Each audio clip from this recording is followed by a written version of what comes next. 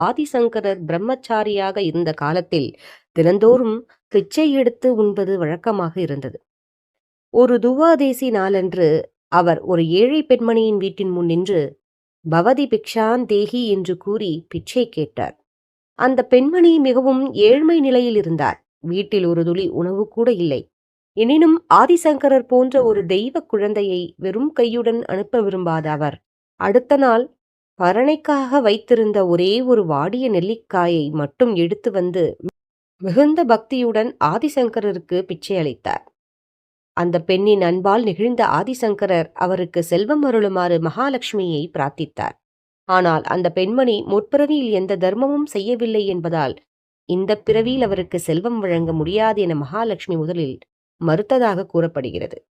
முற்பிறவியில் தர்மம் செய்யாவிட்டாலும் இப்பொழுது தன்னிடம் இருந்த கடைசி உணவையும் மனமுவந்து தானம் செய்த அந்த பெண்ணின் தர்ம குணமே அவருக்கு செல்வத்தை பெற்றுத்தர போதுமானது என்று ஆதிசங்கரர் வாதிட்டார்.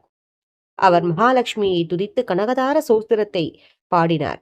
ஆதிசங்கரனின் துதியால் மனம் குளிர்ந்த மகாலட்சுமி அந்த ஏழை பெண்ணின் வீட்டின் முன் தங்க நெல்லிக்கனிகளை மழையாக பொழியச் செய்தார். இந்த சம்பவம் கேரளாவின் எர்ணாகுளம் மாவட்டத்தில் உள்ள குன்னூர்கோடு என்ற கிராமத்தில் நடந்ததாக நம்பப்படுகிறது. இன்று இந்த இடம் ஸ்வர்ணத்து மனா, அதாவது தங்க வீடு என்று அழைக்கப்படுகிறது. அரஹர சங்கர, ஜெய ஜெய சங்கர.